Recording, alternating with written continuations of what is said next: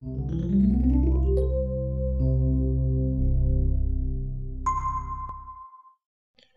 is Dr. Lam. Adrenal fatigue has 4 stages of development, and stage 3 is called adrenal exhaustion. Today, we're going to spend our time to discuss this very important stage, because this is the stage where most of the symptoms becomes very perplexed and very difficult to resolve from conventional medicine perspective.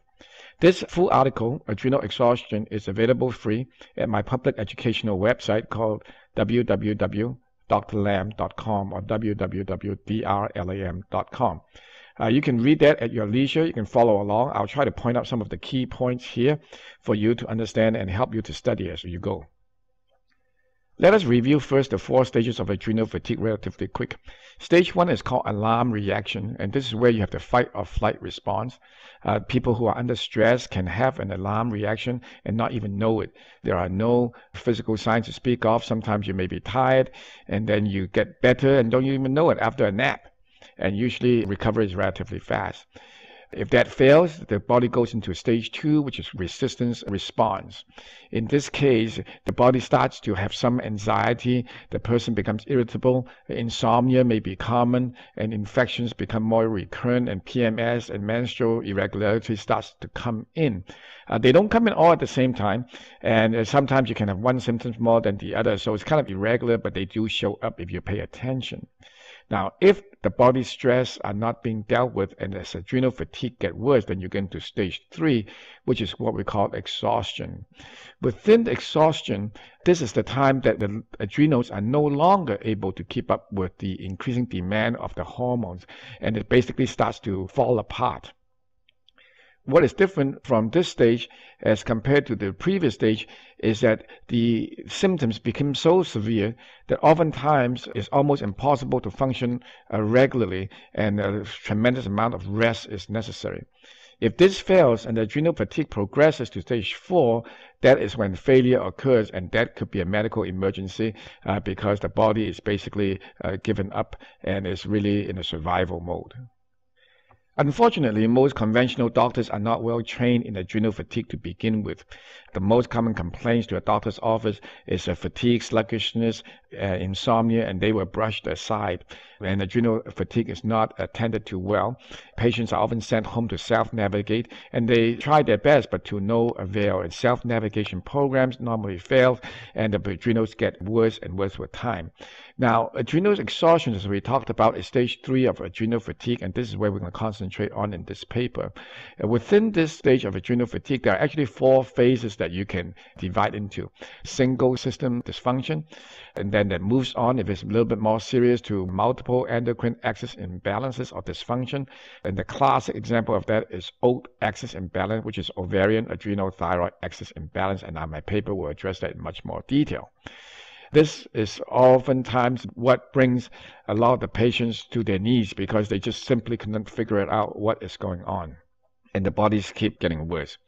If that is allowed to continue, and then the body gets into a little more serious state where it really enters a critical point of what we call disequilibrium, which is phase 3. And this is the time when the hormones are really so deranged that the emergency system of the body kicks in, and you have a lot of paradoxical reactions with mood swings, blood sugar level that is irregular, hypoglycemia, low blood pressure, postural hypotension, night sweats, severe anxiety, for example. People normally at this stage have a limited ability to even do their daily chores. It's limited to 12 hours or less. If this phase is surpassed, then phase D comes into play. Phase D is when you really have a more severe situation where the adrenal glands are in near failure stage. That is when the body's hormones are so low that it really has a difficult time to even maintain normal function. And my paper will then go through with you each of the phases in great detail and what to expect out of each phase, the symptoms, the clinical presentations, and what usually happens in each one of these phases. I will not go through it here in great detail because it involves a lot of multiple organ system that is dysfunctioning at the same time as you proceed forward.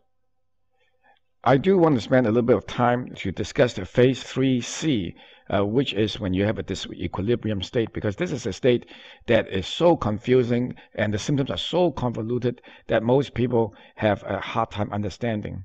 Now, we talked about adrenal exhaustion being stage 3 of adrenal fatigue, and stage 3C is the disequilibrium phase, and this is where the body's thermostat, so to say, internally is broken, and the body's ability to regulate itself is compromised.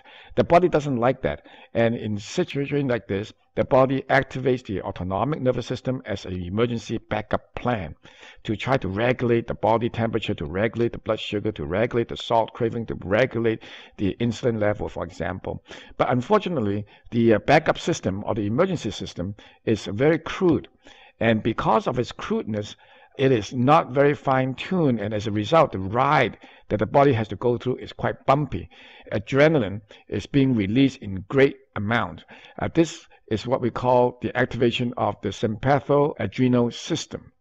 Now, the consequences of this is that the body then becomes flooded in the sea of adrenaline.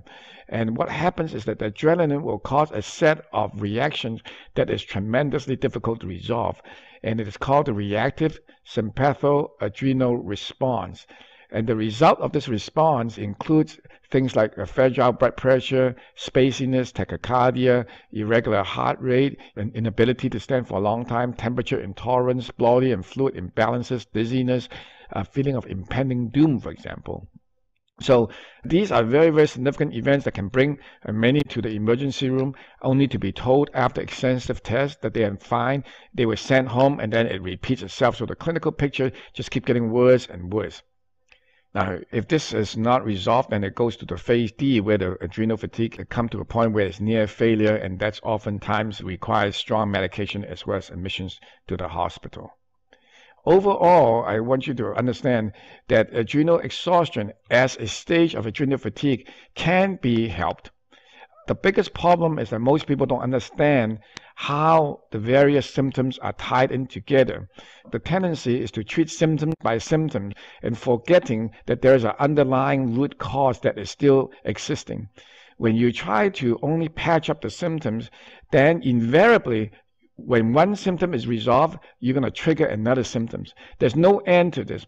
And the more symptoms are being addressed instead of the root cause, the more the body becomes weak.